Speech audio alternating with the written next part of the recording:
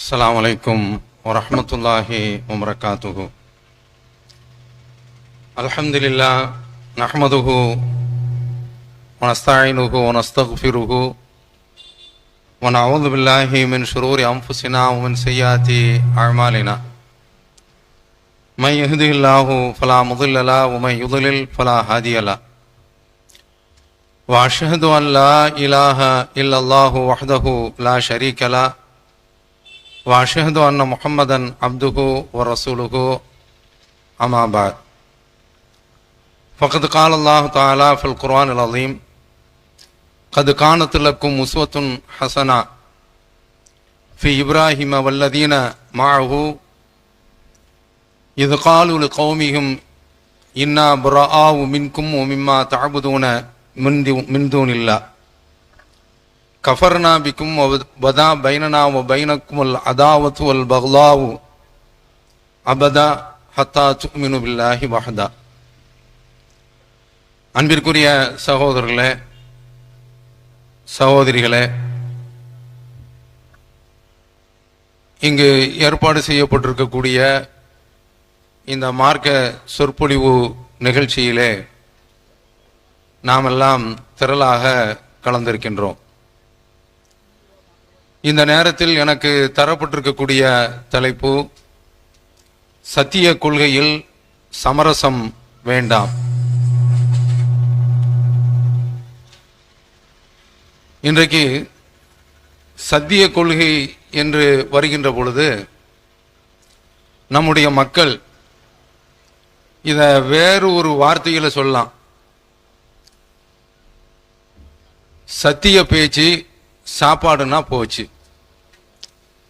ஏன்னா ஒரு கல்யாண விருந்தில் நாம் அழைக்கப்பட்டோம் என்று சொன்னால் அந்த கல்யாண விருந்து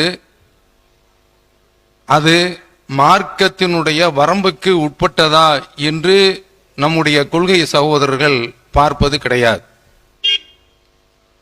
பார்க்க வேண்டும் என்று நம்முடைய ஜமாத் வலியுறுத்தி சொல்லிக் கொண்டிருக்கின்றது. அது போன்ற திருமணங்கள்ல நாமோ கண்டிப்பாக புறக்கணிக்க வேண்டும்.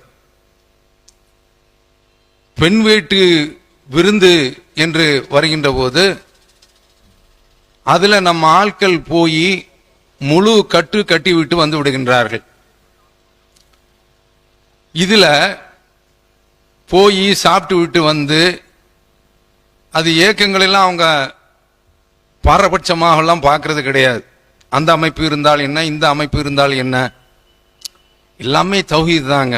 சாப்பிட்டுட்டு அந்த தௌஹீதுல தான் என்ன ஒரு பிடிமானம், அந்த தௌஹீதுல தான் அவர்களுக்கு எப்படிப்பட்ட ஒரு நம்பிக்கை இருக்கிறது என்பதை இது நமக்கு வெளிப்படுத்துகின்றது. எந்த ஜமாத்தும் இன்றைக்கு தௌஹீது சொல்லக்கூடிய அந்த பட்டியலில் உள்ள ஜமாத்துக்கள் இருக்கின்றனவே, யாரும் இந்த ஜமாத்தை போன்று பெண் வீட்டு விருந்தை பெரிதாக கண்டு கொள்வது கிடையாது. இது மாதிரியான ஒரு கட்டத்தில் நாமோ எந்த ஒரு நிலைப்பாட்டை எடுக்க வேண்டும் என்று சொன்னால் இப்ராஹிம் அலைஹிஸ்ஸலாம் அவர்களுடைய நிலைப்பாட்டை தான் எடுக்க வேண்டும். இது இப்ராஹிம் அலைஹிஸ்ஸலாம் அவர்களை நினைவு கூறக்கூடிய மாதம், நாட்கள், ஹஜ்ஜுடைய காலம். அதுல அவர்கள் மக்களை நோக்கி சொல்கின்றார்கள், கது கானத்துலக்கும் உஸ்வத்துன் ஹசனத்துன் ஃபி இப்ராஹிம் வல்லதீன மாஹு. இப்ராஹிம் இடத்திலும் அவரோடு சேர்ந்திருந்த அந்த கூட்டத்திடத்திலும் அழகிய முன்மாதிரி இருக்கின்றது. இது காலூரி கௌமிகும், அவர்கள் தங்களுடைய சமுதாயத்தை நோக்கி சொன்னார்கள், இன்னா புராவு மின்கும் ஒமிம்மா தாபுதூன மின் தூனில்லா, நாங்கள் உங்களை விட்டு விலகிக் கொள்கின்றோம், நீங்கள் எவற்றை அல்லாவை விட்டுவிட்டு தெய்வங்களாக வணங்குகின்றீர்களோ அவற்றை விட்டும் நாங்கள் விலகிக் கொள்கிறோம். கஃபர்னா பிக்கும், உங்களை நாங்கள் மறுத்து விடுகின்றோம். வ பதா பைனனா வ பைனக்குமுல் அதாவத்து வல் பக்லாவு அபதன், உங்களுக்கும் எங்களுக்கு மத்தியிலே விரோதம், பகைமை நிரந்தரமாக ஏற்பட்டு விட்டது. எதுவரைக்கும் என்றால் ஹத்தா துமினு பில்லாஹி வஹதா, நீங்கள் அல்லாஹ்வை மட்டும் நம்புகின்ற வரை. நான் திருமண விருந்தை மட்டும் குறிப்பிடுகின்றேன் என்று நினைத்துவிட வேண்டாம். கொள்கையை ஏற்றுக்கொண்டிருக்கக்கூடிய சகோதரர்கள் இந்த வலையில் விழுந்து விடுவதன் காரணத்தினால அதை நான் மையப்படுத்தி சொன்னேன். இது நம்முடைய கொள்கை சகோதரர்களுக்கும் சரி, இஸ்லாமிய சமுதாயத்திற்கும் சரி சேர்த்தே இந்த வசனம் நமக்கு ஒரு ஆழமான கருத்தை சொல்கின்றது. அருமை சகோதரர்களே, நாம இந்த நாட்டில் வாழ்றோம். வாழக்கூடிய இந்த நாட்டில் இன்றைக்கு நமக்கு மிகப்பெரிய ஒரு பிரச்சனை ஏற்பட்டு கொண்டிருக்கின்றது. என்ன பிரச்சனை? இப்போது மோடி தேர்தல் பிரச்சாரத்திலே முஸ்லிம்களை மட்டுமே மையப்படுத்தி கொண்டிருக்கின்றார். முஸ்லிம்களை மட்டுமே வம்புக்கு இழுத்து கொண்டிருக்கின்றார். எந்த அளவிற்கு அவருடைய பேச்சு அமைந்திருக்கிறது என்று சொன்னால், மத்தியிலே காங்கிரஸ் ஆட்சிக்கு வந்துவிட்டால் அவர்கள் இந்துக்களாகிய உங்களிடத்தில் இருந்து உங்களுடைய மனைவிமார்களுடைய பெண்களை பார்த்து நேரடியாகவே சொல்கின்றார்கள், உங்களுடைய தாலிகளை அறுத்து காங்கிரஸ் முஸ்லிம்களுக்கு கொடுத்துவிடும். எவ்வளவு கடுமையான பேச்சு என்று நீங்கள் பாருங்கள். அவ இப்படி முஸ்லிம்களை மிக கடுமையான முறையில் விமர்சித்து இந்த தேர்தல் முழுக்கவும் அப்படித்தான் அவருடைய பிரச்சாரம் அமைந்திருக்கின்றது. தான் ஆண்ட இந்த 10 ஆண்டு காலங்கள்ல மக்களுக்கு செய்த சாதனைகள் என்ன என்பதை பின்னுக்கு தள்ளிவிட்டு சொல்வதற்கு ஒன்றுமே இல்லை, முஸ்லிம்களை மட்டும் எடுத்திருக்கின்றார். நாம இந்த மாதிரியான ஒரு நிலைக்கு வந்ததற்கு ஒரு காரணம் இருக்கின்றது. அதற்கு என்ன காரணம் என்றால், நமக்கு முன்னால் வாழ்ந்த அந்த மக்கள், அதாவது நாடு பிரிவினைக்கு முன்னால மிகப்பெரிய ஒரு பிரச்சனை ஏற்பட்டது. பிரிட்டிஷார்களை எதிர்த்து போரிட்டது முஸ்லிம்கள், இந்துக்களும் சேர்ந்து போரிட்டார்கள். அப்ப அந்த சந்தர்ப்பத்தில் பிரிட்டிஷ் ஆட்சியில் இருந்து கிரிப்ஸ் தூதுக்குழுவை அனுப்புகின்றார்கள். கிரிப்ஸ் மிஷன் என்று சொல்வார்கள். அவங்கள போய் சந்திக்கிறது யார் என்று சொன்னால் காங்கிரஸில் இருந்து அபுல் கலாம் ஆசாத், அதே போன்று முஸ்லிம் லீக்கில் இருந்து முகமது அலி ஜின்னா, அதே போன்று சமஸ்தானங்களின் சார்பாக ஆற்காடு நவாபு, இந்த 3 முஸ்லிம்கள் தான் அன்றைக்கு கிரிப்ஸ் மிஷனை போய் சந்திக்கின்றார்கள். இந்தியாவிற்கு சுதந்திரம் கொடுத்து விட்டால் என்ன விதமான ஒரு ஆட்சி வேண்டும் என்பதற்கு. அப்போ அதுல அபுல் கலாம் ஆசாத் பெடரல் அமைப்பு எங்களுக்கு தேவை, அதாவது மத்தியில கூட்டாட்சி, மாநிலத்தில் அவர்களுக்கு என்று சில உரிமைகள், இப்படி பெடரல் செட்டப்ல ஒரு ஆட்சி வேண்டும் என்று அபுல் கலாம் ஆசாத் முன்வைக்கின்றார்.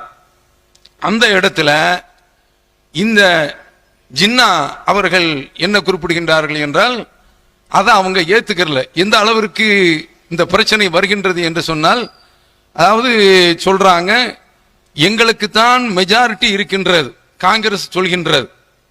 அதாவது நேருனுடைய அந்த அவருடைய ஆலோசனையினுடைய அடிப்படையில் எங்களுக்கு தான் மெஜாரிட்டி இருக்கின்றது, அதனால் நீங்க சொல்றதை எல்லாம் ஏற்றுக்கொள்ள வேண்டும் என்று சொன்ன உடனே ஜின்னா கோபத்தினுடைய உச்சிக்கு செல்கின்றார்.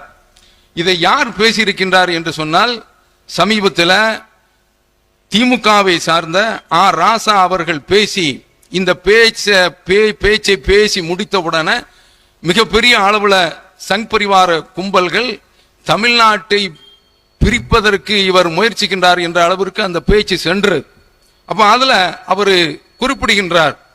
என்ன குறிப்பிடுகின்றார் என்று தெரியுமா? நான் நேருவை நம்புகின்றேன், நான் காங்கிரஸை நம்புகின்றேன், ஆனால் நான் காங்கிரசுக்குள் இருக்கக்கூடிய இந்துத்துவவாதிகளை நான் நம்புவதற்கு தயாராக இல்லை என்று சொல்லி ஷேக்ஸ்பியருடைய நாடகத்திலிருந்து ஒரு வரியை மேற்கோள் காட்டி சொல்கின்றார். It is not that I loved Caesar less but that I loved Rome more. நான் சீசரை, அதாவது ஜூலியஸ் என்பவன் சீசரை கொன்று விடுகின்றான். அவன் அதற்கு அவனிடத்துல கேட்கின்ற பொழுது அவன் குறிப்பிடுகின்றான், நான் சீசரை குறைத்து மதிப்பிடவில்லை, அதே சந்தர்ப்பத்தில் ஐ லவ்டு ரோம் மோர் நான் ரோம், என்னுடைய தாய் நாடான ரோமை நான் அதிகமாக நேசிக்கின்றேன் சீசரை விட என்று அவர் பதில் சொல்கின்றான். இதை மேற்கோள் காட்டி, நாங்கள் நேருவை நம்புறோம், காங்கிரஸ் நம்புறோம், ஆனால் அவர்களில் உள்ள இந்துத்துவாவினரை நான் நம்புவதற்கு தயாராக இல்லை என்று அவர் சொல்றாங்க. அப்ப இப்படி சொன்ன பிறகுதான் மௌலானா அபுல் கலாம் ஆசாத் அல்லது காங்கிரசினுடைய சார்பில் இந்த பெடரல் செட்டப்பை தான் நாங்கள் கொண்டு வருவோம், எங்களுக்கு தான் மெஜாரிட்டி இருக்கிறது என்று சொன்ன உடனே 1947 தீர்மானம் போடுறாங்க, எங்களுக்கு பாகிஸ்தான் என்று தனி நாடு வேண்டும் என்று கேட்கின்றார். அதனாலதான் நாடு பிரிவினை அடைந்தது. இந்த சந்தர்ப்பத்தில் ஜின்னா போன்றவர்கள் இப்ராஹிம் அலைஹிஸ்ஸலாம் அவருடைய கொள்கையை கடைபிடிக்கக்கூடிய வகையில நாங்க இந்தியாவில் சேர்ந்து வாழ வேண்டும் என்று சொன்னால் நீங்கள் வணங்கக்கூடிய தெய்வங்களை நாங்கள் வணங்க மாட்டோம், உங்களுக்கும் எங்களுக்கும் மத்தியில் விவகாரம் இருக்கின்றது, நாங்கள் எந்த ஒரு கட்டத்திலையும் இறைவனுக்கு இணை வைக்க மாட்டோம், நாங்கள் கோயிலுக்கு முன்னால நிக்க மாட்டோம், சிலைகளை கும்பிட மாட்டோம், உங்களை யாராவது வந்தால் நீங்கள் எங்களை வணங்க வேண்டும் என்று நிர்பந்தப்படுத்தக்கூடாது. இன்றைக்கு என்ன நிலைமை தெரியுமா? சூரியனை வணங்க சொல்றான் மோடி, அந்த கூட்டம் நம்மை இப்படி வற்புறுத்துகின்றது, வலியுறுத்துகின்றது, யோகா செய் என்று நம்மை நிர்பந்தப்படுத்துகின்றார்கள். அது வணக்கம் என்ற பார்வையில அவர்கள் பார்க்கின்றார்கள். அதே இப்படி பல பிரச்சனைகளை இன்றைக்கு முஸ்லிம்கள் எதிர்நோக்கின்றார்கள் என்றால், இப்ராஹிம் அலைஹிஸ்ஸலாம் அவர்களுடைய முன்மாதிரியை அன்று கடைபிடிக்காதனுடைய எதிர் விளைவுதான், எதிர் வினைதான் இன்றைக்கு இவ்வளவு பெரிய சோதனைகளை சந்தித்துக் கொண்டு இருக்கின்றோம். இப்போதும் நாம் என்ன சொல்கின்றோம் என்று சொன்னால், நம்முடைய ஜமாத்தின் சார்பில் இந்த மாமனிதருடைய இந்த கொள்கையை இன்றைக்கு வரைக்கும் நாம் கடைபிடித்தோம் என்று சொன்னால் நிச்சயமாக எதிர்கால இந்தியா முஸ்லிம்களுக்கு தான்.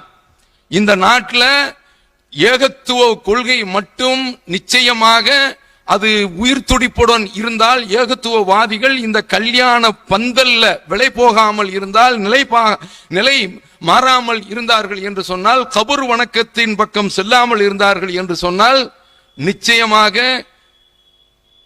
இந்த நாட்டில் முஸ்லிம்கள் அல்லாஹ் அவர்களுக்கு பல சோதனைகள் இருக்கும், இருந்தாலும் அவர்களுக்கு மகத்தான வெற்றியை கொடுப்பதற்கு அவன் தயாராக இருக்கின்றான். இது நபிமார்களுக்கு அளித்த வாக்குறுதி.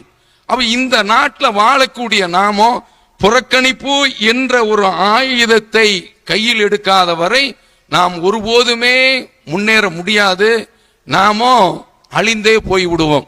இன்றைக்கு நம்முடைய சமுதாயத்தில் உள்ள ஒரு சூழ்நிலை, அதாவது என்ன செய்யறாங்கன்னா, இந்து கோயிலுக்காக வேண்டி இவர்கள் பழனியில் நடந்த சம்பவம் பல இடங்கள்ல இன்றைக்கு தமிழகத்தில் நடந்து கொண்டு இருக்கின்றன. இது போன்ற நிகழ்வுகள். அத பத்திரிகையில என்ன எழுதுகின்றான் தெரியுமா? சமூக நல்லிணக்கம் என்ன விரும்புகின்றான் என்று சொன்னால், நாம நம்முடைய கொள்கையிலிருந்து கீழே இறங்கி வருவதை சமூக நல்லிணக்கம் என்று சொல்கின்றான். இந்த அடிப்படையை நீங்கள் புரிந்து கொள்ள வேண்டும். முஸ்லிம்கள் இங்கிருந்து கோயிலுக்கு சீர்வரிசையை எடுத்து செல்கின்றார்கள், 5000 ரூபாய் காணிக்கை எடுத்து செல்கின்றார்கள், ஊர்வலமாக செல்கின்றார்கள். அப்ப இப்படி செல்கின்றார்கள் என்று சொன்னால் முஸ்லிம்களுக்கு என்ன சிலையை வணங்க முடியுமா? அப்படி வணங்கினால் அவர்களுக்கு நிரந்தர நரகம் என்று வருகின்றது அல்லவா? நாமோ சிலையையும் வணங்கக்கூடாது என்று சொல்கின்றோம், கபரையும் வணங்கக்கூடாது என்று சொல்லிக் கொண்டு இருக்கின்றோம். அப்ப இப்படிப்பட்ட இந்த கட்டத்தில் இவர்கள் இன்றைக்கு இந்து சகோதரர்களுக்கு, அதாவது அவரிடத்தில் எல்லா விதமான அணுகுமுறைகளையும் நாம நல்ல விதமான முறையில் வைத்துக் கொள்ளலாம். இதற்கு முன்பு பேசும்போது இங்கு உள்ள முதல் பேச்சாளர் உங்களிடத்தில் யாசிர் அரஃபாத் தெளிவாக சொல்லி காட்டினார், ரத்தம் கொடுக்கிறது. இத மாதிரி என்னென்ன சமூக நல்லெண்ணத்திற்குரிய காரியங்கள் இருக்கின்றனவோ அத்தனையும் நாம் செய்வதற்கு தயாராக இருக்கின்றோம். ஆனால் வணக்கம் என்று வருகின்ற பொழுது இறைவன் கொடுத்திருக்கக்கூடிய அந்த வரம்பை தாண்டி நாம் ஒருபோதும் செல்லவே முடியாது. அப்படி சென்றால் நமக்கு குர்ஆன் சொல்வது என்ன தெரியுமா?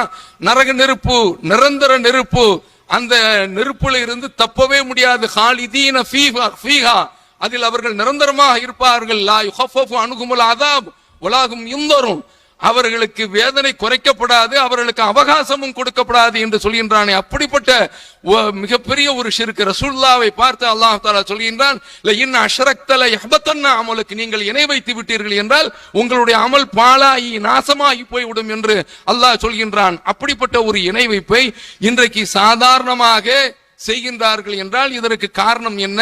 இப்ராஹிம் அலைஹிஸ்ஸலாம் அவர்கள் எடுத்த அந்த ஆயுதம் நம்மிடத்தில் இல்லை. அந்த மாதிரியான ஒரு ஆயுதம் இல்லை என்று சொன்னால் நாம நிச்சயமாக அழிந்தே போய்விடுவோம். இம்மையும் நமக்கு பாழாகி போய்விடும், மறுமையும் நமக்கு பாழாகி போய்விடும். இரண்டுமே நமக்கு கிடைக்காத அளவிற்கு சூனியமயமாக ஆகிவிடும் என்பதை நாம் புரிந்து கொள்ள வேண்டும். அப்ப இந்த அடிப்படையை நாம் தெரிந்து கொண்டோம் என்று சொன்னால் தௌஹீத் ஜமாத் இன்றைக்கு கடைபிடித்து வரக்கூடிய சில கொள்கை நிலைப்பாடுகள் இருக்கின்றனவே, அதை நான் உங்களுக்கு முன்னால் நான் தொட்டு காட்டுகின்றேன். தௌஹீத் ஜமாத்தும் இதற்கு முன்னால் அரசியல் இயக்கங்களோடு சேர்ந்து தேர்தல் பிரச்சாரத்தில் ஈடுபட்டது. ஆனால் இந்த தேர்தல் பிரச்சாரத்தில் ஈடுபடக்கூடிய மக்கள் பிந்தைய காலகட்டத்தில் அவர்கள் அந்த அரசியல்வாதிகளோடு சங்கமித்து விடுவார்கள், ஐக்கியமாகி விடுவார்கள், அவர்களோடு அடக்கமாகி விடுவார்கள். அவர்களை அங்கிருந்து பிரிக்க முடியாது என்ற ஒரு கட்டம் வருகின்ற அந்த வேளையில நாம இனிமேல் எந்த ஒரு அரசியல்வாதிக்காக வேண்டியும் மேடை ஏறி பிரச்சாரம் செய்ய மாட்டோம், மக்களிடத்தில் போய் வாக்கு சேகரிக்க மாட்டோம் என்ற முடிவுக்கு வந்து இன்றைக்கு வரைக்கும் அந்த நிலைப்பாட்டில் பிழைபாடு இல்லாமல் தொடர்ந்து சென்று கொண்டு இருக்கின்றோம். ஏன்? இந்த நாட்டில் அரசியல் கட்சி என்று போய் இறங்கிவிட்டால் எவ்வளவு பெரிய ஆளாக இருந்தாலும் சரி, நான் உங்களுக்கு சொல்கின்றேன், SIM என்ற இயக்கம் உங்களுக்கு தெரியும். அவர்கள் எந்த அளவிற்கு ஒரு காலத்தில் காயல்பட்ட மக்களுக்கு நன்கு அறிமுகமான ஒரு இயக்கம். அந்த இயக்கத்தில் உள்ளவர்கள் என்ன பேசுவார்கள் தெரியுமா? தேர்தலில் போட்டியிடுவது ஷிர்க், இணை வைப்பு என்று பேசியவர்கள். அது அவர்களுடைய அந்த வாதம் சரியா தவறா என்று இப்போது உள்ளே செல்வதற்கு நேரம் இல்லை. அப்ப அந்த அளவிற்கு பேசிய மக்கள் இன்றைக்கு கோயில் வாசலில் போய் நிற்கின்றார்கள் என்றால், தேர்தல் களத்தில் MLA ஆன பிறகு கோயில் வாசலில் போய் நின்று அங்கு உள்ள பூசையாளர்களுக்கு முன்னால் நின்று பணிந்து பவ்யமாக ருக்கு செய்யக்கூடிய நிலை ஏற்படுகின்றது என்றால், கையெடுத்து கும்பிடக்கூடிய ஒரு நிலை ஏற்படுகின்றது என்று சொன்னால், இப்ராஹிம் அலைஹிஸ்ஸலாம் அவர்களுடைய அந்த கொள்கையிலிருந்து விலகி போனதின் காரணத்தினால்தான், சத்திய கொள்கையில் சமரசம் செய்ததனால உள்ள ஒரு விளைவுதான் இது. அசாதுத்தீன் ஓவைசி இருக்கின்றாரே, ஓரளவுக்கு அவர் ஷிர்க்குடைய கொள்கையில் இல்லை. நாம் இதுவரைக்கும் அவருடைய பேட்டிகளை கேட்கின்ற பொழுது நாம் உணரக்கூடிய ஒரு விஷயம். ஆனால் அன்றைக்கு அவருக்கு ஒரு பூசாரியை ஒரு காவி ஆடையை தூக்கி போடுகின்றார். அப்படி போடுகின்ற பொழுது குனிந்து கையெடுத்து கும்பிடுகின்றார். கும்பிடுவது என்பது அவர்களிடத்தில் உள்ள ஒரு வணக்கம். இதை ஒரு முஸ்லிம் செய்ய முடியுமா? அல்லாஹ்வுடைய தூதர் காட்டிய இந்த மார்க்கத்தில், இந்த மார்க்கம் எப்படி நமக்கு வடிவமைக்கப்பட்டிருக்கின்றது?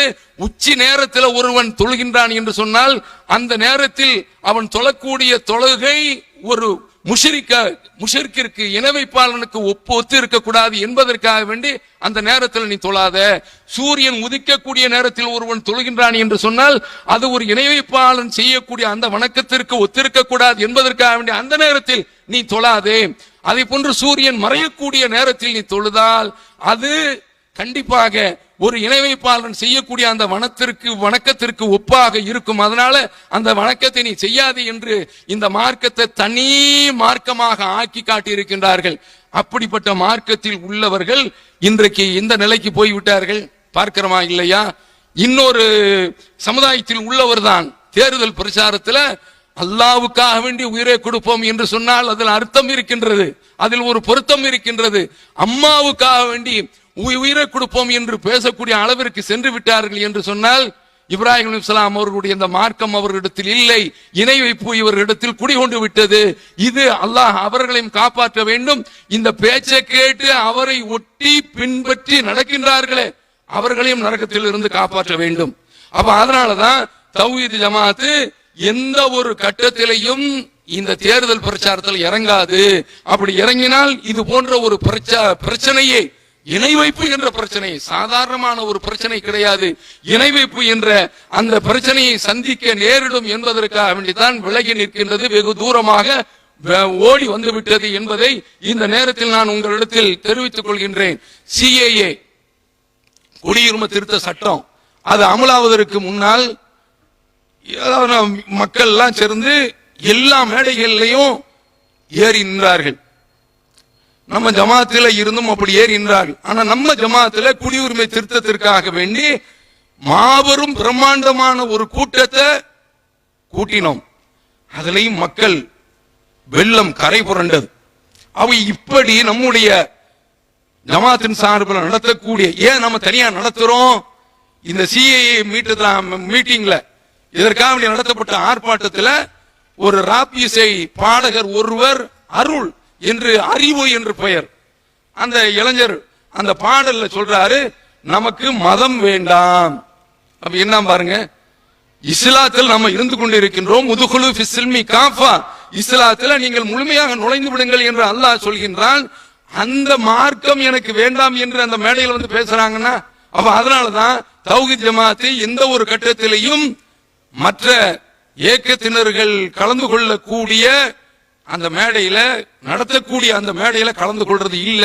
ஏன்னா ஒருவன் முடிக்கும் பொழுது முஹிதீன் அப்துல் காதர் ஜிலானியே அப்படின்னு சொல்லிட்டானாக்கு முடிஞ்சு போச்சு, ஒண்ணுமே செய்ய முடியாது.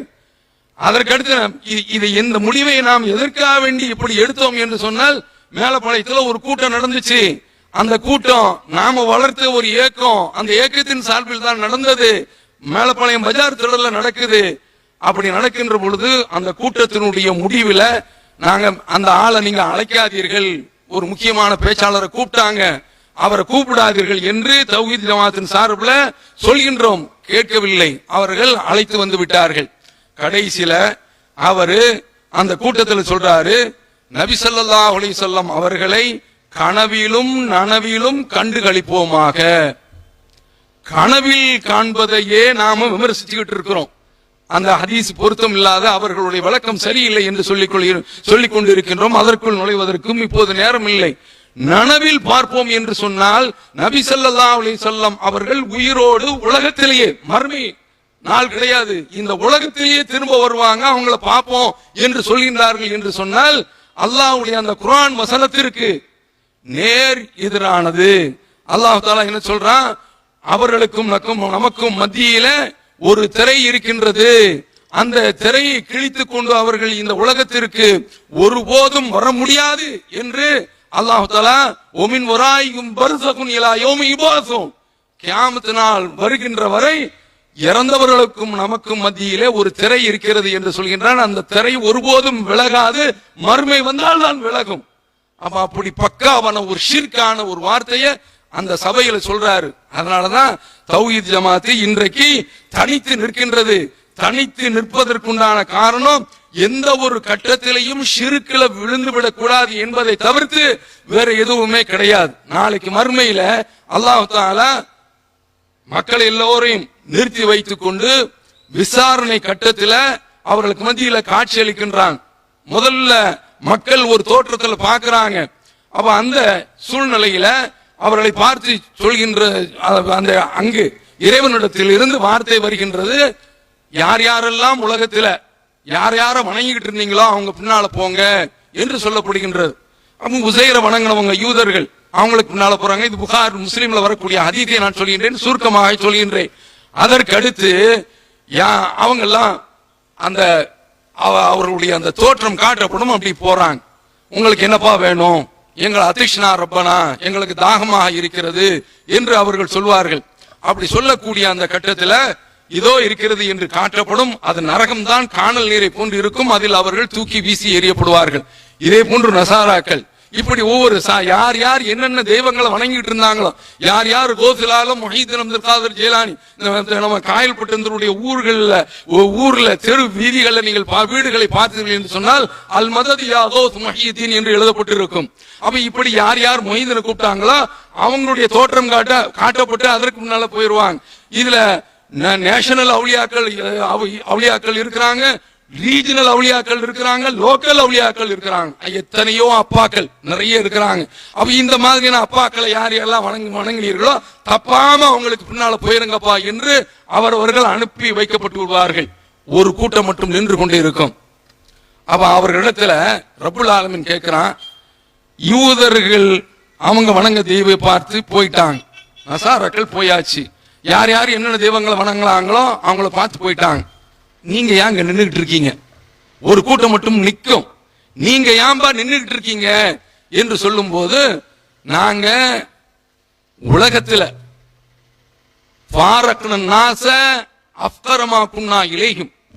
உலகத்துல நாங்கள் செல்வந்தர்களோடு அல்லது பொருளாதாரத்தில் பல அர்த்தத்தை இது குறிக்கும், எங்களுக்கு மேல் நிலையில் உள்ளவர்களோடு அவர்களிடத்துல தான் நாங்க பிழைப்பு நடத்த வேண்டியது இருந்துச்சு. அப்படி இருக்கும் பொழுது அவர்களிடத்தில் நாங்கள் இந்த இப்ராஹிம் அலைஹிஸ்ஸலாம் அவர்களுடைய பாணியில அவர்களுடைய கொள்கை அடிப்படையில பிரிந்திருந்தோம். ஆஃப்டர் ஆல் மர்மையில இப்போது நாங்க அவங்கள பின்னால போயிருவோமா? போகவே மாட்டோம், இங்கதான் நிற்போம் என்று அவர்கள் சொல்வார்கள்.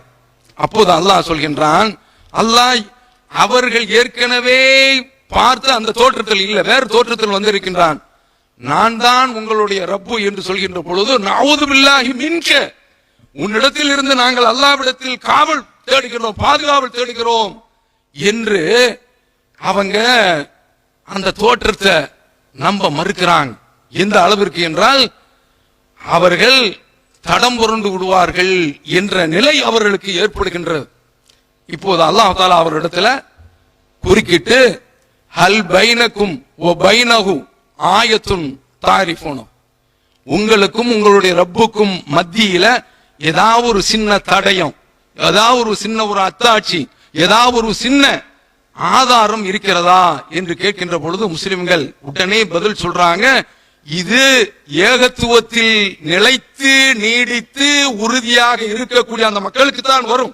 யுஸப்பித்துல்லாஹு அல்லதீன ஆமனு பில் கௌலி ஸாபித் ஃபில் ஹயாத்தி துன்யா வல் ஆখিরা, இந்த உலகத்திலேயும் மறு உலகத்திலேயும் ஈமான் கொண்டவர்களை அல்லாஹ் தஆலா இந்த ஏகத்துவ கொள்கையின் மீது நிறுத்தி வைக்கின்றான், உறுதியாக ஆக்கி வைக்கின்றான் என்ற வசனத்தினுடைய அடிப்படையில ஆமாம் இருக்கிறது என்று சொல்வார்கள்.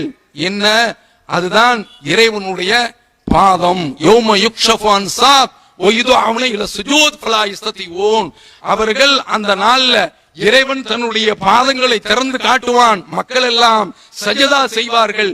உலகத்தில் யார் யாரெல்லாம் அடுத்தவர் பார்க்க வேண்டும் என்று மெச்ச வேண்டும் என்பதற்காக சஜதா செய்தார்களோ அவர்கள் சஜதாவில் விழ முடியாது.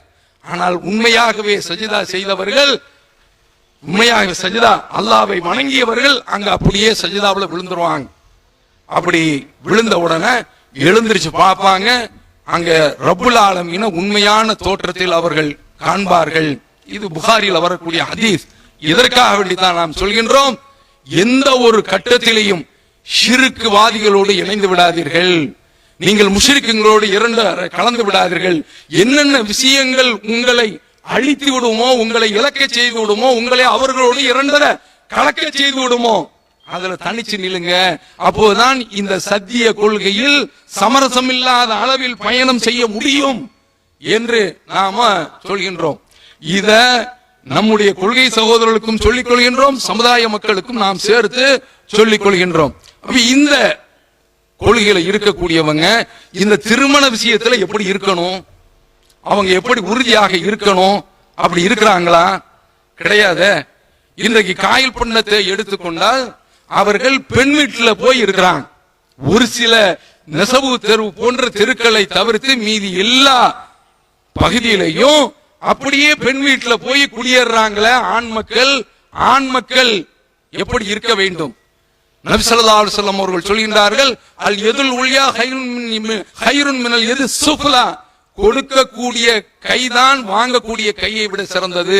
அர்-ரிஜாலு கவ்வாமுன அலன் நிசாஇ பிமா ஃபضலல்லாஹு பஅலஹும் அலா பஅல் வ பிமா அன்ஃபகு, அல்லாஹ் ஆண்களையும் பெண்களையும், பெண்கள் மீது ஆண்கள் தான் நிர்வாகம் செலுத்தக்கூடியவர்கள், அல்லாஹ் ஒரு சிலரை விட அந்தஸ்துல உயர்த்தி வைத்திருக்கின்றான். அடுத்து ஒரு காரணத்தை சொல்றான், செலவு செய்யக்கூடியது ஆண்கள் தான் செலவு செய்ய வேண்டும் பெண்களுக்கு. எந்த அளவிற்கு மார்க்கம் சொல்லுது? கல்யாணம் முடிச்ச நாள்ல இருந்து நீ கடைசி வரைக்கும் நீதான் அவங்களுக்கு செலவு செய்யணும். பெண்களுக்கு செலவு செய்யறத அத ஒரு வணக்கமாக சொன்ன மார்க்கம் இஸ்லாமிய மார்க்கம். என்ன சொல்லுது? இன்னக லன் துன்ஃபிக நஃபகத்தன் தப்தகி பிஹி வஜ்ஹல்லாஹ், நீ எந்த ஒரு காரியத்தை செய்தாலும் அதை கொண்டு நீ அல்லாஹ்வுடைய திருமுகத்தை நாடிவிட வேண்டும். அப்படி நாடினால் இல்லா உஜிர்த அலைஹா, அதற்கு உனக்கு கூலி கொடுக்கப்படுகின்றது. ஹத்தா தஜஅல ஃபீ இம்ராதிக, உன்னுடைய மனைவியினுடைய ஒரு வாயில ஒரு கவல உணவை ஊட்டுகின்ற அளவிற்கு. இந்த ஹதீஸை நீங்க எந்த ஜும்மாவிலாவது கேட்டிருக்கீங்களா? சொல்லிருக்காங்களா? ஊட்டுங்க ஆண்கள் போய். ஆனா மாமா மாமிக்கு மத்தியில விட்டுறாதே, நிலவரம் குஜராத்துடைய கலவரம் வீட்டுல வந்துடும். புரியுதா? அப்ப இந்த மாதிரியான அளவுல அல்லாஹ்வுடைய தூதர் அவனுடைய மனைவிக்கு கொடு அப்படிங்கிறாங்களே, இதை யாரு செய்ய வேண்டும்? ஆண்கள் தானே செய்ய வேண்டும். இந்த அளவிற்கு நபி ஸல்லல்லாஹு அலைஹி வஸல்லம் அவர்கள் சொல்கின்றார்கள், தீனாருன் அன்ஃபக்தஹு ஃபீ சபீலில்லாஹ், அல்லாஹ்வுடைய பாதையில ₹1 நீ செலவு செய்யற, ஓ தீனாருன் அன்ஃபக்தஹு அலா ரகபா, ஒரு அடிமையை விடுதலை செய்யறதுக்காக வேண்டி ₹1 கொடுக்கிற, ஓ தீனாருன் தஸத்தக்த பிஹி அலா மிஸ்கீன், ஒரு ஏழைக்கு உணவு வழங்குவதற்காக வேண்டி ₹1 நீ தர்மம் செய்யற, ஓ தீனாருன் அன்ஃபக்தஹு அலா அஹ்லிக், உன்னுடைய மனைவிக்கு ₹1 நீ செலவு செய்யற. ஆலமுஹா அஜ்ரன், இதுல மிக பிரம்மாண்டமான கூலி எதில் கிடைக்கின்றது தெரியுமா? அல்லது அன்ஃபக்தஹு அலா அஹ்லிக், உன்னுடைய குடும்பத்திற்கு உன்னுடைய மனைவிக்கு செய்த அந்த செலவுக்கு தான் உனக்கு அதிகமான கூலி என்று நபி ஸல்லல்லாஹு அலைஹி வஸல்லம் அவர்கள் செலவு செய்ய சொல்றாங்களே. இப்படி நாம செலவு செய்யறோமா? கிடையாது. பெண்களுக்கு உடை கொடுக்கிறதுல இருந்து உணவு கொடுக்கிறதுல இருந்து எல்லாமே ஆணை சார்ந்ததுதான்.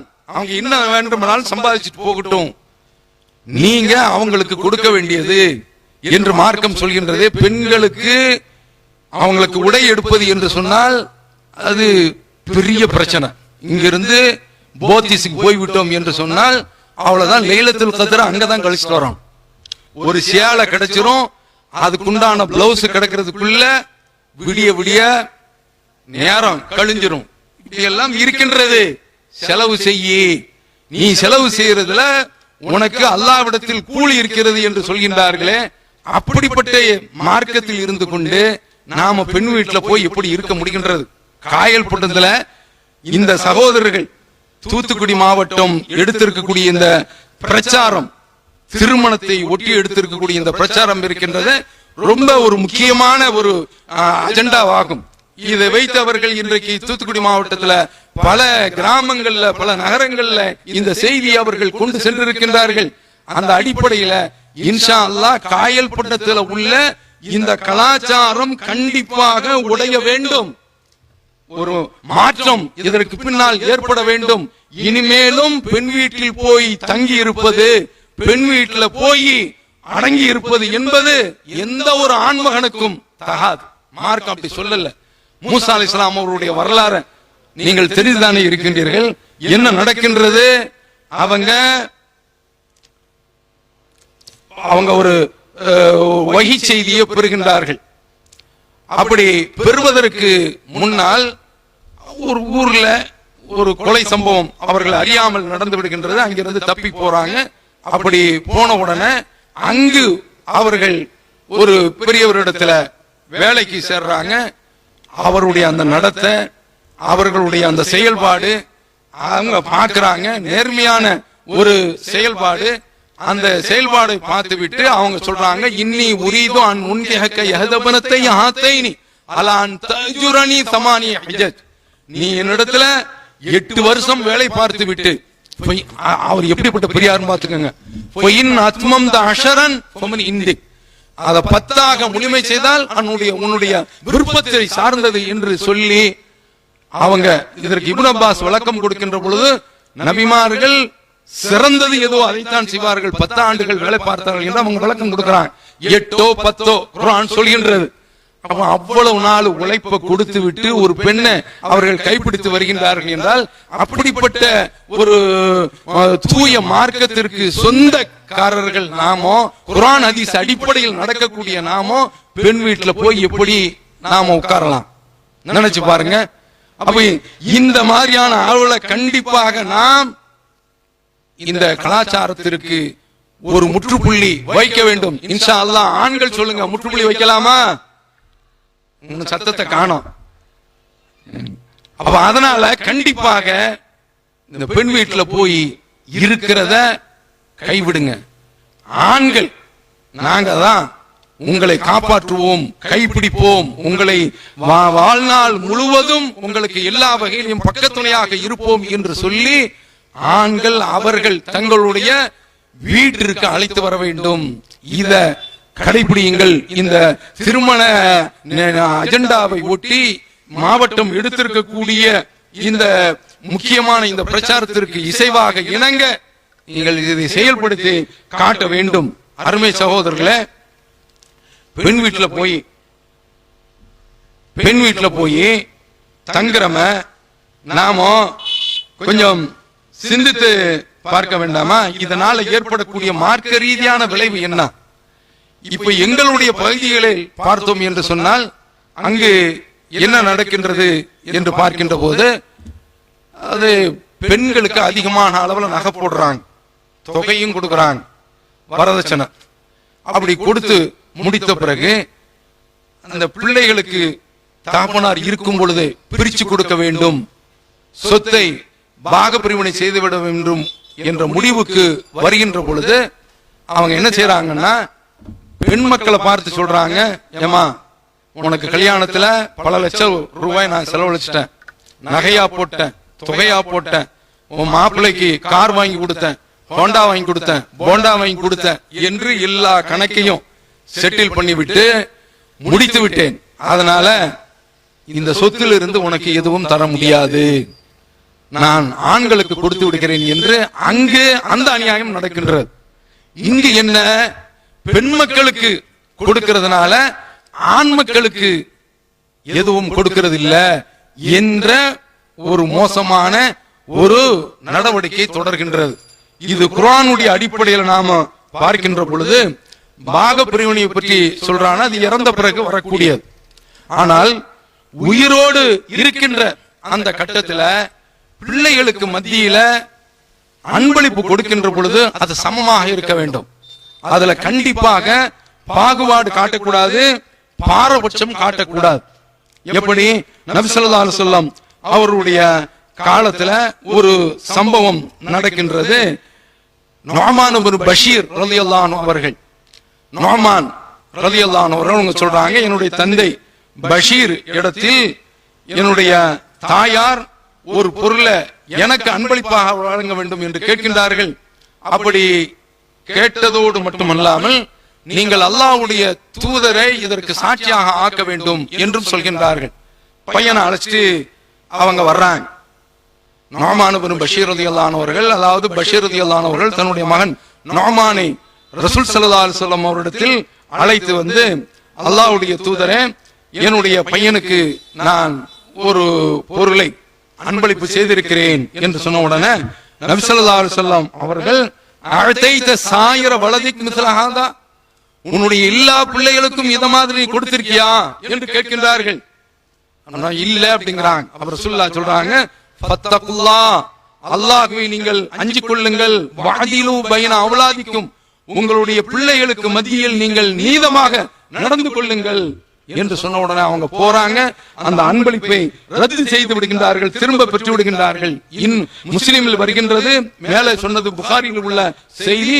நபி ஸல்லல்லாஹு அலைஹி வஸல்லம் அவர்கள் சொல்கின்றார்கள், ஃபலா துஷ்ஹிதினி இதன், அப்படியானால் என்னை நீ இதற்கு சாட்சியாக ஆக்காதே, இன்னி லா அஷ்ஹது அலா ஜௌரின், ஒரு அநியாயத்திற்காக வேண்டி நான் ஒருபோதும் துணை நிற்க மாட்டேன் என்று நபி ஸல்லல்லாஹு அலைஹி வஸல்லம் அவர்கள் சொல்கின்றார்கள் என்று சொன்னால், இப்போ இந்த பாகுபாடு, அதற்கிடையில ஒரு அறிவிப்பு, இந்த மீட்டிங் நடத்துவதற்கு இதற்காக வேண்டி இந்த கிளை சகோதரர்களுக்கு பொருளாதாரம் தேவைப்படுகின்றது. அதனால் தாய்மார்களும் சகோதரர்களும் அள்ளி வழங்குங்கள், அல்லாஹ் உங்களுக்கு அருள் செய்வானாக, வாளி ஏந்தி வருவார்கள். என்ன நாம பார்க்கின்றோம் என்று சொன்னால், பிள்ளைகளுக்கு மத்தியில எந்த ஒரு கட்டத்திலையும் பாரபட்சம் காட்டக்கூடாது, பாகுபாடு காட்டக்கூடாது. எப்படி நம்ம காட்டுறோம், இது மிகப்பெரிய ஒரு அநியாயம் அல்லவா? அடுத்து பாக பிரிவினையில சொத்து கொடுக்கவில்லை என்று சொன்னால் அல்லாஹ் தஆலா பாக பிரிவினை சட்டத்தை பற்றி சொல்லிவிட்டு சொல்கின்றான், தில்க ஹுதூதுல்லாஹ், இது அல்லாஹ்வுடைய வரம்புகள். வமையுதில்லாஹ வ ரசூலஹு, யார் அல்லாஹ்வுக்கும் அவனுடைய தூதருக்கும் கட்டுப்படுகின்றார்களோ, யுத்ஹில்ஹு, அவனை அவன் நுழைக்கின்றான், ஜன்னாத்தின் தஜ்ரீ மின் தஹ்திஹல் அன்ஹார், ஆறுகள் ஓடக்கூடிய சுவனத்தில் நுழைக்கின்றான், ஹாலிதீன ஃபீஹா, அதில் அவர்கள் நிரந்தரமாக இருப்பார்கள், வதாலிகல் ஃபௌசுல் அலீம், அதுதான் மகத்தான ஒரு வெற்றி. யாரு இதுல சரியா நடக்கிறாங்களோ அவங்களுக்கு. வமை ஐஸில்லாஹ வ ரசூலஹு வ யதஅத்த ஹுதூதஹு, யார் அல்லாஹ்விற்கு மாறு செய்து அவனுடைய தூதருக்கு மாறு செய்து அவனுடைய வரம்புகளை மீறி செல்கின்றாரோ யுதுஹிலுஹு நாரன், நரகத்தில் நுழைத்து விடுவான் அவனை, ஹாலிதன் ஃபீஹா, அதில் நிரந்தரமாக இருப்பான். இதை கவனத்தில் வச்சுக்கோங்க. ஹாலிதன் ஃபீஹா, அதில் அவன் நிரந்தரமாக இருப்பான். உலகு அதாவன் முகீன், அவனுக்கு இழிவுபடுத்தக்கூடிய வேதனை இருக்கிறது என்று நபி ஸல்லல்லாஹு அலைஹி வஸல்லம் அவர்கள் சொல்வதை நாம இங்கே கவனத்தில் வைத்துக் கொள்ள வேண்டும். அடுத்தது, இந்த பெண் வீட்டிலே போய் இருக்கிறது இவ்வளவு பெரிய கொடுமை என்று சொல்லிவிட்டேன். பெண் வீட்டு விருந்து என்று வருகின்றது. இதுல நம்ம மக்கள் பாரபட்சம் காட்டாம சகட்டு மேனிக்கு நான் சொன்னது போன்று தௌஹீதுல உள்ள மக்களை சர்வ சாதாரணமாக போய் பிச்சு மேஞ்சிட்டு வந்தாராம். இதுதான் மிகப்பெரிய ஒரு சாபக்கேடு. இந்த நிலை இருந்தது என்று சொன்னால் நாம் இப்ராஹிம் அலைஹிஸ்ஸலாம் அவருடைய மார்க்கத்தில் இல்லை. இது மிகப்பெரிய ஒரு தீமை. விருந்து என்று வந்தாலே அது ஆண்களுக்கு உள்ளதான். ஆவுலிமுல் பிஷாத், ஆண்மகனுக்கு சொல்லக்கூடிய ஒரு கட்டளை. பெண் வீட்டிற்கு எப்படி விருந்து வரும்? ரசூலுல்லாஹ்வுடைய காலத்துல அப்படி விருந்து இருந்துச்சா? எப்படி நாம இந்த விருந்தை ஆதரிக்கிறோம், அதில் போய் கலந்து கொள்கின்றோம்? சிந்திக்க வேண்டாமா? இது மாதிரியான திருமணத்தை, விருந்தை நாம் புறக்கணிக்கவில்லை என்று சொன்னால் இறைவனுடைய அந்த அல்லாஹ்வுடைய வசனங்களுக்கு நாம் நேர் மாற்றமாக நடந்து கொண்டிருக்கின்றோம். அல்லாஹ் தஆலா குர்ஆன் சொல்கிறான், "கத் நஸல அலைக்கும் அன் இதா சமீதும் ஆயாத்தில்லாஹி யுக்ஃபரு பிஹா வ இஸ்தஹ்ஸவு பி." அல்லாஹ்வுடைய வசனங்கள் ஓதி நீங்கள் அதை செவிரிகின்ற பொழுது அது மறுக்கப்படும்.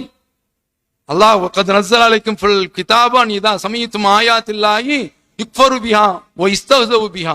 அந்த வசனங்கள் அவர்களுக்கு அருளப்படுகின்ற பொழுது அதை அவர்கள் மறுப்பார்கள், அதை அவர்கள் பரிகாசம் செய்வார்கள் என்று சொல்கின்றார்கள். அவ அந்த மாதிரியான கூட்டத்தில் நீங்கள் இன்னக்கும் இதன் மிசுலுகும், அப்படி நீங்கள் அந்த காரியத்தில் பங்கு கொண்டீர்கள் என்று சொன்னால் நீங்களும் அவர்களை போன்றவர்கள் தான். அப்ப அந்த காரியத்தை நாம செய்யலாமா? நீங்க இந்த பெண் வீட்டுல பாரம் ஏத்த ஏத்த ஏத்த ஏத்த ஏத்த அதனுடைய நிலை எங்கு போய் சேர்கின்றது தெரியுமா? அது பெண் சிசுவனுடைய கொலையில் போய் முடிகின்றது. இன்றைக்கும் ஒரு குழந்தை பிறந்து விட்டது என்று சொன்னால் ஒரு தாய் ஒரு பெண்ணு இன்னொரு பெண்ணிடத்துல, என்னம்மா உனக்கு உன் மகளுக்கு குழந்தை பிறந்துச்சா என்று கேட்கின்ற பொழுது, ஆமா, என்ன குழந்தை? ஆண் குழந்தை. பையன் எப்படி இருக்கான்? நல்லா இருக்கிறானா? வாப்பா மாறி இருக்கிறானா? அம்மா மாறி இருக்கிறானா? ஒரு அரை மணி நேரம் நின்று பேட்டி எடுக்கிறான். அதே சந்தர்ப்பத்தில் என்ன குழந்தை பிறந்திருக்குமா?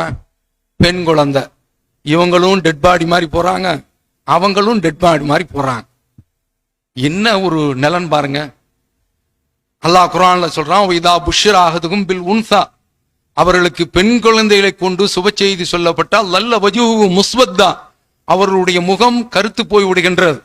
ஒஹுவ கல்லையும், கோபத்தை மென்று விளங்கி கொண்டிருக்கின்றான். யதவாரா மின் சூயி மா புஷ்ர பிஹி, அவனுக்கு சொல்லப்பட்ட அந்த செய்தியை கேட்டு மறைந்து கொள்ள நினைக்கின்றான். அயும்சிக்குஹு அலா ஹூன் அம் யதுஸ்ஸுஹு ஃபித்துராப், கேவலத்தோடு அந்த பிள்ளையை வைத்துக் கொள்வதா அல்லது புதைத்து விடுவதா என்று நினைக்கின்றான். இன்றைக்கு என்ன நடக்குது? கருவுல வச்சே கொள்றான். அன்றைக்கு வெளியில வந்து கொன்றான். இன்றைக்கு ஆயுதங்கள், நவீன கருவிகள், விஞ்ஞானத்தினுடைய வளர்ச்சியை வைத்து வயிற்றுல வச்சே கொள்றான். இன்றைக்கு பெண்மையை பற்றி நிறைய சிறப்புலாம் பேசுறாங்க. ஆனால் அந்த பெண்ணை மட்டரகப்படுத்தியும் பேசுறாங்க. அதுல அந்த பட்டிமன்ற பேச்சாளர்கள் பேச்சை கேட்டீர்கள் என்றால் அதுல ஒரு ஆள் பேசுறார். அவர் சொல்றார், ஒருத்தன் பஸ்ல ஏற போறான். ஒரு குரல் ஒன்று கேட்கின்றது, அசரீரி ஒரு சப்தம் கேட்கின்றது, நீ பஸ்ல ஏறாத. கொஞ்ச நேரத்துல அந்த பஸ் வெடிச்சிருது. அப்பாடி, நாம பிழைச்சிட்டோம், நம்ம ஏதோ ஒரு சக்தி இருந்து நம்மை காப்பாற்றி விட்டது. அடுத்து அவன் இன்னொரு மாலுக்கு போறான். அந்த மால்ல போனா, அந்த மாலுக்கு போய்கிட்டு இருக்கும்போது ஒரு சத்தம் கேட்குது, மால்ல நுழைஞ்சிராத. உடனே வெளியில வந்துட்டான். அந்த மால் அப்படியே இடிஞ்சு கீழே உழுது. அப்படி சொல்லிட்டு வரக்கூடிய அவர் சொல்றாரு, குறிப்பிடுறாரு, ஏடா சனியன, நான் கல்யாணம் முடிக்கிற அன்னைக்கு நீ எங்கடா போன? மால்ல நடக்கிற மாலுக்குள்ள போகும்போது நீ சொன்ன, நான் வெளியில வந்துட்டேன். பஸ்ல ஏறும் போகும்போது தடுத்த, நான் வெளியில வந்துட்டேன். எனக்கு வரக்கூடிய மிசஸ பத்தி நீ சொல்லலையடா என்று பெண்களை இவர்களே மட்டம் தட்டி பேசுகின்றார்கள்.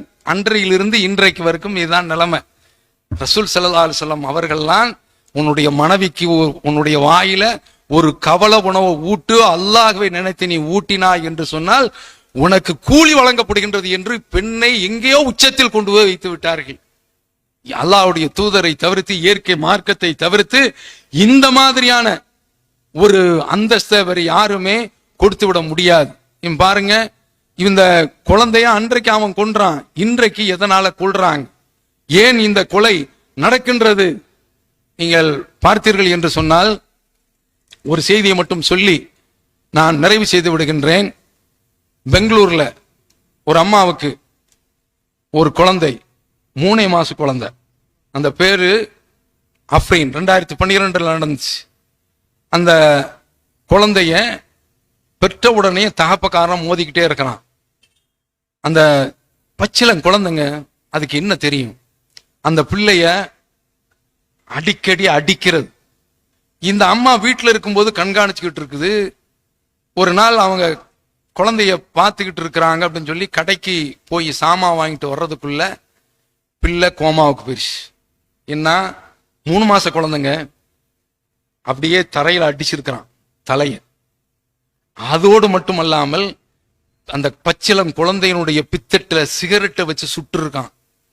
மிருகத்தை மாதிரி கடிச்சிருக்கான். கொஞ்சம் நினைச்சு பாருங்க, ஒரு பசு கன்று இணுகின்றது, அந்த காட்சியை பார்ப்பதற்கு கண்கொள்ளா காட்சியாக இருக்கின்றது. தன்னுடைய நாவை வைத்து அந்த பாசத்தை அது வெளிப்படுத்தி, அது வெளிப்படுத்தக்கூடிய அந்த பாசம், அது கொஞ்சக்கூடிய அந்த கொஞ்சலாட்டம் நாம கூட நம்முடைய பிள்ளைக்கு செய்ய மாட்டோம் என்ற அளவிற்கு இருக்கின்றது என்று சொன்னால், அப்ப அது பெண்ணா ஆனா என்று பேதம் பார்ப்பதில்லை, அது வாயில்லாத மிருகம் என்று நாம சொல்கின்றோம்.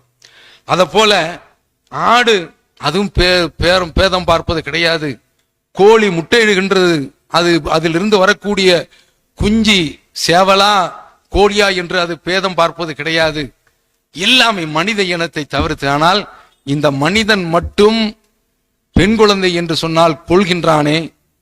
அது இப்ப இந்த சேலம் போன்ற அந்த பகுதிகளில், உசிலம்பட்டி போன்ற அந்த பகுதிகளில் என்ன செய்யறாங்கன்னு சொன்னா, ஒரு 5 நிமிஷம் மட்டும் கொஞ்சம் கூட எடுத்துக்கலாமா? சேலம் போன்ற அந்த பகுதிகளில் என்ன நடக்கின்றது என்று சொன்னால், குழந்தைக்கு கோழி சூப்பு கொடுக்குறாங்க. பிறந்த குழந்தைக்கு சாகடிக்கிறது. என்ன, அதிகாரிகள் வந்து கண்டுபிடிச்சிடறாங்க. எரிக்கம்பால் கள்ளிச்செடி கொடுத்து கொலை செய்து விட்டால் போஸ்ட்மார்ட்டம் ரிப்போர்ட்ல காட்டி கொடுத்து விடுகின்றது. அதனால என்ன செய்யறாங்கன்னா, கோழி சூப்பை அந்த பிள்ளைக்கு, ஒரு தாய், ஒரு செல்ல தாய், ஒரு பாச தாய் தன்னுடைய பிள்ளைக்கு பால் கொடுக்கின்ற பொழுது மார்பில் இருந்து வாயை எடுத்து விட்டால் பிள்ளைக்கு போதும் என்று ஆகிவிட்டது என்று குழந்தையை தோளில் போட்டு தட்டி கொடுப்பாள். இதுதான் பாசத்திற்குரிய தாய். இந்த நாசத்திற்குரிய தாய் என்ன செய்கிறாள் என்றால், கோழி சூப்பை கொடுக்கிறா, திரும்ப திரும்ப வேண்டாம் என்று சொல்லி அதிலேயே உப்பிசம் ஆகி அந்த குழந்தை இறந்து விடுகின்றது. எதற்கு? அதிகாரிகள் கேட்டால் வயிறு உப்பிசம், அதனால் இறந்து விட்டது என்று. அடுத்து இன்னொரு வேலை செய்யறாங்க. இதுவெல்லாம் 2017 18 என்ற அந்த கட்டம் நினைக்கின்றேன்.